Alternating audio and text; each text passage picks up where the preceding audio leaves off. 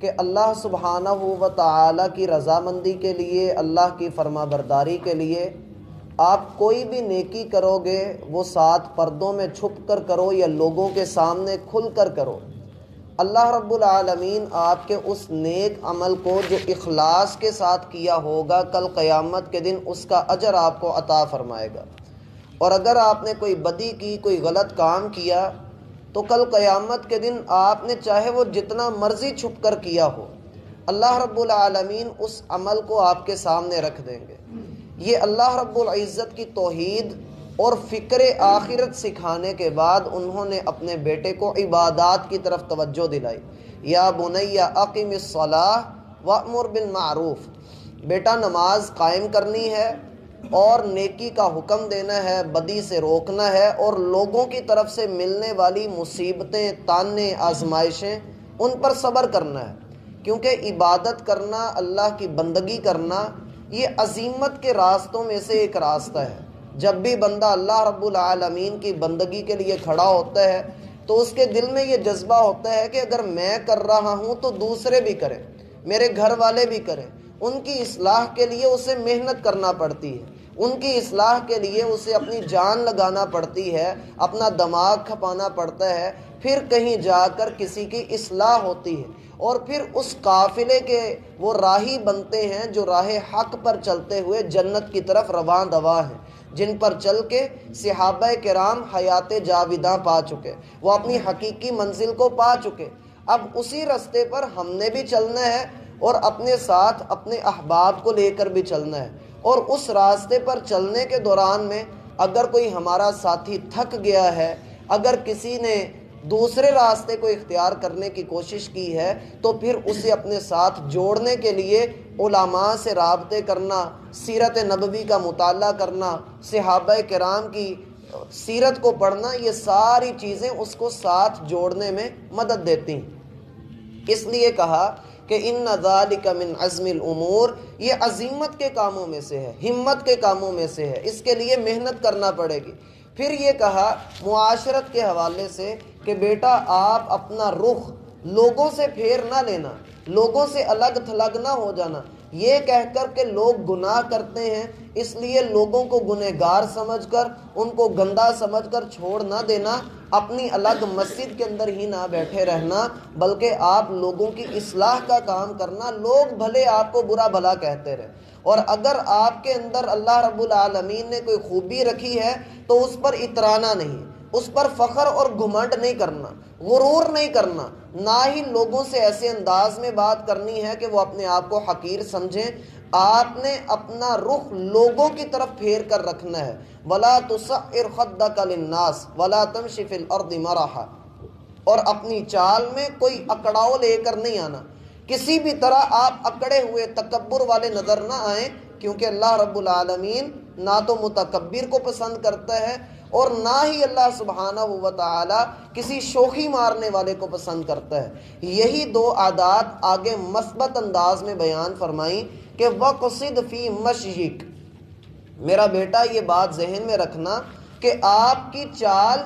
اقصاد والی ہونی چاہیے، اس میں میانہ روی ہونی چاہیے۔ اہل علم نے اس کے اوپر دو موقف اختیار کیے ہیں۔ پہلے گروہ کا موقف یہ ہے کہ وقصد فی مشیک، اس کا تعلق رفتار کے ساتھ ہے کہ انسان نہ تو اتنی آہستہ رفتار کے ساتھ چلے کہ وہ مریل چال محسوس ہو، اور نہ ہی وہ اتنا تیز انداز میں چلے، تیز رفتار سے چلے کہ یوں لگے پتہ نہیں اس کے پیچھے کون لگا ہوا ہے یا اس نے آگے کہاں پر پہنچنا ہے۔ چلو معتدل مزاجی کے ساتھ، اچھی رفتار کے ساتھ، میانہ روی کے ساتھ۔ پہلے گروہ کا موقف یہ ہے، اور اس کے لیے دلیل ہے کہ رسول اللہ صلی اللہ علیہ وسلم نے لوگوں کو حکم دیا کہ علیکم بالسکینۃ والوقار، لوگوں مسجد میں جب نماز کے لیے آؤ تو دوڑتے اور بھاگتے ہوئے نہ آؤ، بلکہ سکون، اطمینان، وقار، ان ساری چیزوں کو ملحوظ خاطر رکھ کر چلتے ہوئے آؤ،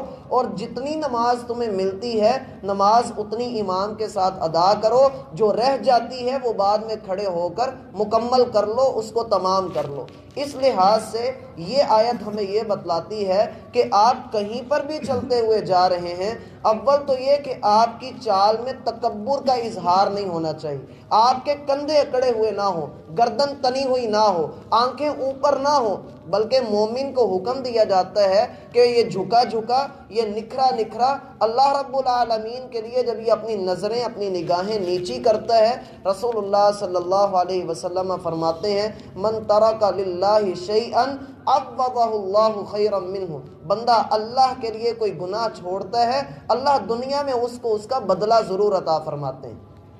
اللہ رب العالمین کوئی بھی آپ گناہ چھوڑ کر دیکھیے، اللہ رب العالمین آپ کو اس کا پھل ضرور عطا فرمائیں گے۔ آخرت کا پھل تو بے حساب ہے ہی، لیکن اللہ دنیا میں اس کا پھل ضرور عطا فرماتے ہیں کہ اس بندے نے میرے لیے گناہ کو چھوڑا ہے، اس نے میری رضا کی خاطر یہ نیکی کی ہے، اللہ رب العالمین آپ کو اس کا پھل ضرور عطا فرمائیں گے۔ اس لیے اپنی چال میں بندے کو میانہ روی رکھنی چاہیے، ایسا انداز رکھنا چاہیے کہ عاجز بندہ نظر آئے، جیسے کہ رسول اللہ صلی اللہ علیہ وسلم نے فرمایا آکلو کما آکل العبد، میں ویسے ہی کھاتا ہوں جیسے کوئی بندہ کھاتا ہے، میں ویسے ہی پیتا ہوں جیسے کوئی بندہ چلتا ہے۔ ایک شخص آپ صلی اللہ علیہ وسلم سے ملنے کے لیے آیا تو آپ کا روب اس کے اوپر طاری ہوا، وہ تھر تھر کانپنے لگا۔ آپ علیہ السلام نے اس کا ہاتھ پکڑا، اسے اپنے قریب کیا اور کہنے لگے میرے بھائی ڈرتے کیوں ہو؟ میں بھی اسی عورت کا ہی بیٹا ہوں جو خشک گوشت کھایا کرتی تھی،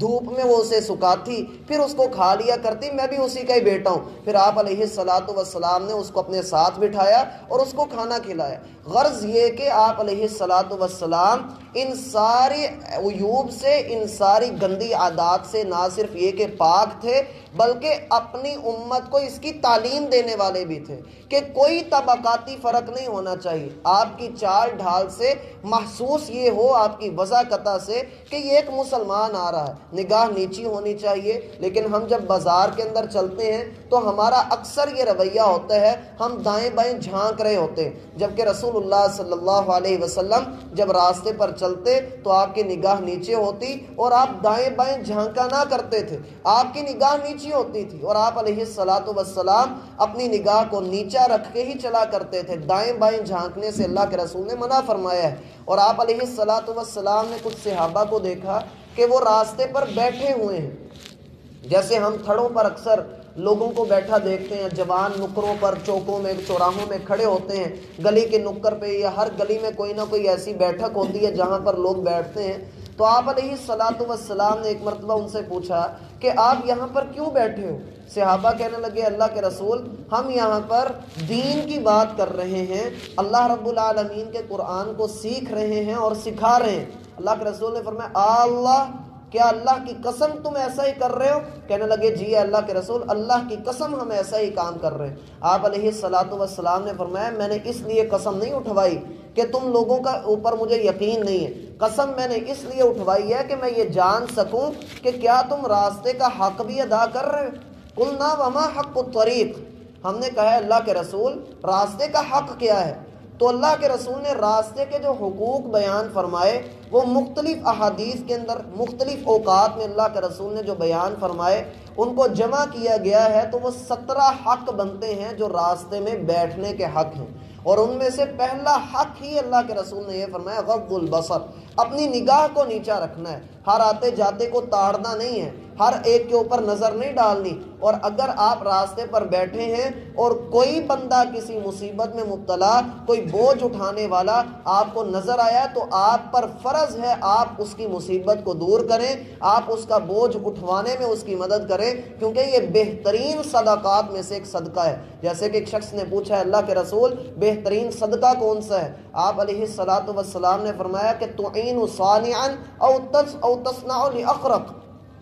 آپ اپنے ہاتھ سے کمانے والے بنو، اپنے ہاتھ سے جو ہے وہ اپنی کمائی کرو، یہ بہترین صدقہ ہے۔ کہنے لگا ثم ای، اس کے بعد کون سا بہترین صدقہ ہے؟ آپ علیہ السلام نے فرمایا کسی کا بوجھ اٹھوا دینا، کسی کی مدد کر دینا یہ بہترین صدقہ ہے۔ کہنے لگا اللہ کے رسول فَإِن لَّمْ أَفْعَلْ، اگر میں یہ بھی نہ کر سکوں، آپ نے فرمایا پھر لوگوں کو اپنے شر سے بچاؤ، یہ بھی صدقہ ہی ہے۔ اپنی برائی لوگوں کو نہ دو، لوگوں کے درمیان خاموشی سے رہو۔ تو اپنی چال ڈھال میں بندے کو میانہ روی رکھنی چاہیے، اور اگر کہیں پر بیٹھا ہی ہے تو نگاہ نیچی رکھ کر بیٹھے۔ تاڑنا اور جھانکنا یہ اللہ کے رسول صلی اللہ علیہ وسلم کی عادت مبارکہ نہیں۔